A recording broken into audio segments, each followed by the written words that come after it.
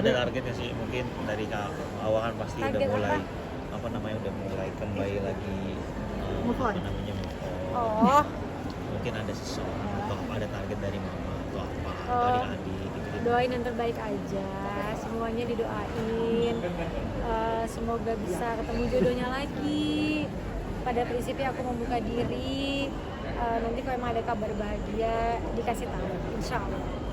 Tapi artinya setelah membuka praktek, apalagi psikolog gitu, cara untuk kamu yakin bahwasannya aku sebagai seorang psikolog, aku juga memiliki masalah yang mungkin bahwasannya seperti aku sih kamu gejolak batinnya gitu.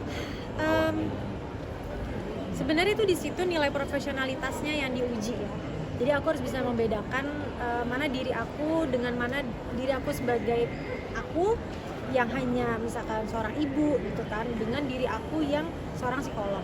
Itu udah tugas aku dan itu memang udah komitmen yang aku bentuk sama diri aku sendiri. Jadi insya Allah aku bisa membedakan itu. Makanya tadi aku bilang kalau emang aku merasa dalam keadaan yang lagi capek, mendingan aku istirahat dulu. Istirahat sampai aku merasa udah lebih baik, tenaganya udah optimal, bisa nerima klien, baru aku terima klien lagi. Nah, sosok kamu kan juga sebagai inspiratif mungkin di luar sana banyak wanita yang mengalami hal yang sama mungkin. Anak-anak sendiri seperti apa sih kabarnya atau seperti Alhamdulillah baik, anak-anak masih ketemu rutin di sekolah 1 minggu 1 kali. Semuanya makin bisa menerima keadaan dan aku juga berharap pihak ayahnya juga lebih bisa semakin membaik hubungannya ke depan, jadi semua bisa damai, adem, tenang. Kak, maaf sekali nih. Ketika kamu muncul di beberapa podcast, banyak sekali komentar-komentar netizen yang kayaknya ya ayahnya sedang diuji kembali, artinya ada karma apa segala macam. Aduh. Kamu sendiri gimana? Nggak ada. Intinya adalah aku selalu mendoakan yang terbaik. Insya Allah aku selalu bilang kalau aku udah move on, aku udah lupain, aku udah insya Allah memaafkan semuanya dan mau yang terbaik aja buat anak-anak. Jadi pasti doaku juga yang baik-baik buat semuanya, buat anak-anak aku, buat bapaknya anak-anak aku, semua doanya pasti yang baik-baik, yang terbaik. Suka video call gitu nggak sih sama anak-anak selain ketemu di sekolah? Enggak sih, kalau video call nggak ada akses. Jadi cuma sebatas ketemu di sekolah aja. Rutin? Minggu, Iya, setiap rutin. Hari yang Harinya random, tapi seminggu 1 kali. Rutinitasnya seperti itu. kondisi anak-anak gimana?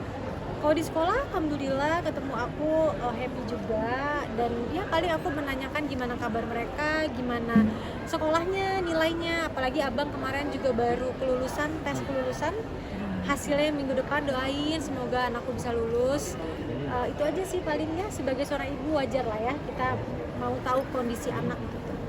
Kelas berapa sih kan anak-anak mungkin Kalau Syarif sekarang kelas 6, makanya lagi tes kelulusan. Kalau lulus insya Allah ke SMP. Kalau Syabira kelas 4 SD. Mungkin melihat potensi dari akademi anak-anak Mika gimana? Dan mungkin kalau misalnya potensi arahnya kemana belum kelihatan karena masih kecil ya. Tapi yang pasti aku selalu berdoa semoga anak-anak aku tetap rajin belajarnya. Di sekolah pun aku selalu ingetin, apalagi kalau anak sekarang mungkin main game gitu, dibatasi. Semuanya harus tetap ada screen time-nya dijaga gitu sih. Kak, tadi kakak bilang udah nggak menutupi, udah ada yang ngedeketin kak? No comment. Pokoknya doain yang baik-baik aja, yang terbaik. Semoga bisa menemukan kebahagiaan lah yang sesungguhnya dalam rumah tangga. Amin. Amin. Kenceng banget aku. Makasih loh. lagi tenang. Iya, apa? Ini mau dijawab kalau nggak terserah. Iya. Titipan mama juga. Titipannya banyak ya. Adik lagi deket sama kamu. Oh, Bener Gimana gak sih? maksudnya ada pacaran, ada petuah nggak nih dari kamu? Gitu. Gina sini. Regina. Gak ada, aku sebagai kakak doain yang terbaik buat adikku. Aku percaya adik itu adalah perempuan yang pintar, perempuan yang bisa bertanggung jawab, dan perempuan yang bijaksana. Jadi aku sebagai kakak hanya bisa mendoakan yang terbaik dan pastinya apapun keputusan adik aku dukung. Oke, terima kasih. Terima kasih ya kak. Terima kasih kakak. Terima kasih. Ini beneran. Astagfirullahaladzim. Kan dia bilang dia ngomongnya.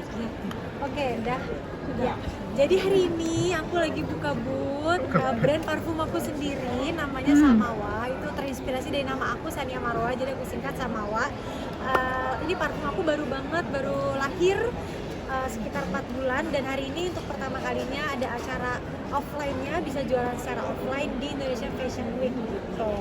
Dengan harapan kalau yang datang langsung, kan kalau parfum kita harus cium nih wanginya, jadi bisa langsung puas lah membelinya. Sejak kapan usaha parfum? Parfum ini pertama kali launching di bulan Februari, jadi kurang lebih jalan mau 4 bulan. Ada 4 varian yang aku punya. Ini yang pertama ada Rafa, jadi dia tuh base-nya semua wangi oud ya, karena kan aku ada background dari Arab ya, jadi wanginya wangi oud. Nah ini yang aku rekomendasiin buat cowok, tapi buat cewek yang suka wangi strong ini masih oke banget, dan aku pun pakai ini gitu. Terus yang kedua ada Marwa, nama aku. Dia ini wanginya oud, tapi dia wanginya sweet, ada turkish rose-nya. Nah ini yang bikin jadi wanginya feminim, jadi ini untuk perempuan gitu. Terus yang ketiga ada Firi, dia wanginya oud tapi floral, dan ini best seller karena udah sold out di sini alhamdulillah. Jadi dia wanginya seger banget, mungkin buat dipakai sehari-hari tuh ningkatin mood lah gitu. Terus yang terakhir ada Ziwa, dia juga unisex dan dia seger banget. Dia itu ada vanilanya tapi ada oudnya juga masih berasa. Itu sih. Kenapa memutuskan untuk parfum? Karena yang pertama aku suka parfum, terus yang kedua aku sering banget dapat komplimen atau kayak semacam kok wangi banget sih pakai parfum apa sih gitu, sampai akhirnya aku memutuskan kenapa ya nggak aku bikin parfum sendiri. Jadi akhirnya aku membuat brand, memberanikan setelah aku meracik-racik lumayan lama sampai ketemu 4 wangi yang menurut aku paling oke. Tapi apa sih Kak yang membedakan parfum racikan Kakak dengan merek yang lain? Yang pertama pasti itu selera aku, jadi aku sukanya yang wangi oud, wanginya strong, dan aku mentingin kualitas banget sih. Jadi sebelum aku jual dan sebelum aku ACC, aku pakai sendiri dulu, aku buktiin dulu nih tahan gak wanginya. Aku suka nggak dibawa keringetan, kan ada parfum yang dibawa keringet wanginya nggak enak, dan ini udah 4 parfum ini udah lulus sensor. Jadi itu yang membedakan ya, aku sendiri yang sudah quality controlnya dijaga juga insya Allah. Berapa lama risetnya Kak? Risetnya kurang lebih 5-6 bulan.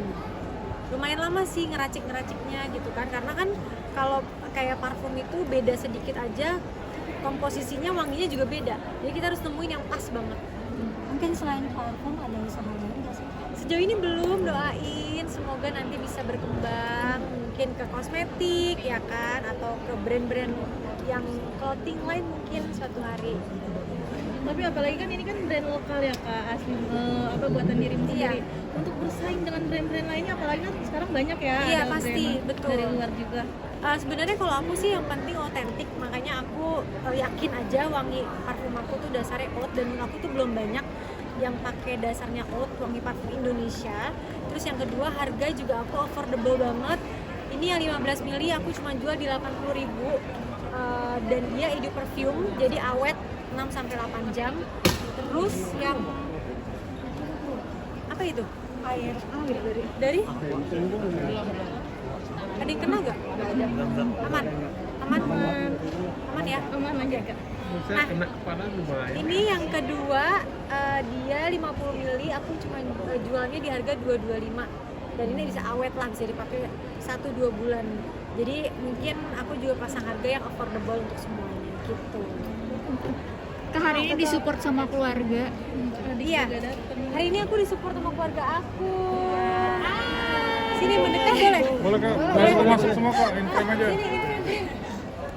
Jadi mendukung kakak. Aku kakaknya paling kecil, maaf ya. Kenalin dong Kak, biar pemirsa tahu Kak. Oh kenalin, pemirsa apa siapa nih yang tahu? Pemirsa. Oh, pemirsa, oke. Jadi hari ini aku ditemenin, diberikan support oleh adik-adik aku yang datang ke sini untuk meramaikan juga. Ini ada Gina, ada juga Sabrina yang juga datang ke sini untuk ya mensupport. Gimana nih adik-adiknya melihat kakaknya berbisnis, seperti apa nih supportnya, dan apa ya, gue udah lupa. Ini kan kegiatan sehari-hari Kak Sania kan lebih kebanyakan syuting nih daripada mengurus bisnis. Gimana nih akhirnya kakak sulung nih mengurus bisnis? Yang pasti kita happy banget, kita support banget. Akhirnya selain di dunia entertain, Kak Wawa ya, kita itu bisa nyoba untuk dunia bisnis. Dan yang pasti yang kita seneng karena kita juga pakai parfumnya dan itu benar-benar tahan lama gitu. Apalagi aku yang kerjanya lama ya, shift-shiftannya udah terbukti awet banget. Dan bener Kak Awa, banyak banget yang nanya pakai parfumnya apa sih? Ya pakainya Samawa dong. Dia dokter by the way. Jadi kalau misalnya lagi jaga malam itu bisa yang berapa belas jam nggak pulang. Iya. Gitu. Jadi emang sudah teruji lah. Tapi kamu fokus berbisnis, sekarang sinetron udah enggak banting setir atau seperti apa nih? Nggak banting setir sih. Jadi kemarin juga dari Februari alhamdulillah ada sinetron. Jadi mencoba dijalankan bersama dengan bantuan pihak yang profesional pastinya. Terus juga ya kalau bisa dijalankan semua juga nggak apa-apa. Di lokasi syuting juga nyambi. Lawan mainku semua udah beli juga parfum Samawa gitu sih. Mungkin ada rencana bikin brand bareng bertiga? Ih mau banget. Aku tuh udah sebenarnya kemarin sempat ngobrol. Jadi kan ini ada salah satu mana nih yang namanya Marwa kan. Terus aku kayak mikir kayak lucu juga deh kalau aku ngeluarin varian yang namanya nama Gina. Ini kan nama aku gitu. Terus nama Sabrina dengan wangi yang mereka juga pasti suka otentiknya masing-masing tuh kayak apa. Ide yang bagus gak sih? Iya, bagus. Iya. Gitu. Itu udah ada dalam list. Semoga bisa segera direalisasikan. Kalau Gina paling suka yang mana? Nih Gina nih paling suka yang Marwa nih. Aku suka yang Marwa sama yang Firi. Dan itu sih yang membuat menurut aku value added dari produk Samawa ini, dimana dibalik wangi-wangiannya itu semua ada ceritanya. Dan memang Marwa tuh dari dulu aku paling suka sama parfum-parfum koleksinya, aku suka ngambil. Ya ambilin diam-diam loh guys. Jadi melihat Marwa juga akhirnya mengembangkan sesuatu yang memang dekat dengan hatinya itu menjadi suatu hal kebanggaan sendiri. Aku sebagai adik yang melihat Kak Marwa berkembang dan akhirnya bisa membuat suatu brand dan semoga berkembang terus. Amin. Dan kita selalu support tentunya sebagai orang terdekat. Amin, thank you. Kak, selain sukses di bisnis nih, katanya sukses juga di pendidikan, gimana tuh? Masya Allah. Selamat ya. Sekarang lulus S2 ya? Ceritain sekarang. Alhamdulillah. Boleh ceritain? Alhamdulillah sudah praktek sebagai psikolog klinis. Ya dijalankan aja, itu juga pasti berkat doa orang tua, doa saudara, doa semuanya yang mensupport aku juga. Ya bisa banyak bersyukur aja ya Mbak. Kadang kita hidup tuh nggak mungkin nggak ada masalah gitu, tapi dimana kita melihat apakah hal baik atau hal buruk yang mau kita lihat itu pilihan kita. Jadi aku lebih memilih fokus untuk melihat hal-hal baik yang terjadi dalam hidup aku. Walaupun mungkin ada masalah yang belum selesai, tapi aku mencoba fokus ke hal baik. Semoga hasilnya juga baik dan bisa membuat diri aku bisa lebih produktif, lebih bisa meningkatkan value aku sendiri. Mendingan sibuk itu aja deh, memperbaiki diri sekarang. Kenapa pengen psikolog? Itu ya salah satu alasan. Kenapa pengen psikolog? Karena emang dari dulu aku suka psikolog. Aku S1 udah psikolog dari aku umur 18 tahun kuliah S1. Cuma memang baru lanjut, jadi memang aku suka aja. Karena menurut aku, kan pekerjaan aku dunia seni nih. Dan psikolog itu percaya nggak percaya juga seni. Karena nggak ada nilai pastinya dari jiwa manusia. Semuanya harus didekati dengan perasaan juga dan ilmu. Jadi menurut aku itu suatu tantangan yang aku mau jalanin aja. Sudah mencoba membuka kayak praktek? Udah dong, ada dong. Aku punya biro psikologi, namanya Bangkit Bareng Umi. Terinspirasi dari nama aku, kan aku dipanggil sama anak-anak Umi ya. Jadi Bangkit Bareng Umi untuk orang-orang yang punya masalah biar bisa segera bangkit gitu. Dan alhamdulillah sejauh ini juga kliennya sudah berjalan. Tapi memang aku batasi karena waktu ya, karena waktu. Tapi semoga aku bisa lebih banyak lagi bantu orang gitu sih. Gimana nih Kak pengalaman pada saat dirimu Menerima klien. menerima klien pasti nggak mudah ya? untuk Nggak mudah mendengar banget sih, cerita maksudnya mereka. ya karena pasti ceritanya udah pasti nggak enak. Tapi seenak-enaknya cerita mereka, satu hal yang pasti aku selalu ingat adalah mereka memilih untuk mencari bantuan ke psikolog. Itu adalah yang paling aku pegang dan itu yang paling aku yakini. Jadi seberat apapun masalah mereka, mereka pasti bisa melewati karena mereka sudah memiliki keinginan untuk sembuh gitu. Dan aku di sini hanya bisa mendampingi. Aku selalu ngomong seperti itu sama klien aku. Aku cuma bisa mendampingi, nemenin kamu naik tangga pelan-pelan. Aku cuma bisa pegang tangan kamu, tapi kaki kamu sendiri yang melangkah gitu. Jadi sebagai seorang psikolog aku cuma bisa mendampingi, tapi balik ke diri klien itu dan itu tugas aku untuk menyemangati mereka. Mungkin adik-adik udah konsultasi, ada reviewnya, Pernah nggak sih? ada reviewnya gimana sih Kayaknya guys kalau adik-adik justru kebalik ya. Kakaknya yang yang curhat, sering. iya. Kan psikolog juga manusia gitu, butuh curhat juga. Kalau kita memang sister alhamdulillah bonding banget, teman curhat, sahabat juga. Jadi ya terlepas dari psikolog atau enggak memang tempat berbagi, safe place-nya lah, insya Allah. Tapi Biasanya dirimu, apa sih yang dicurhatin kalau boleh tahu? Pasangan mungkin? Rahasia dong.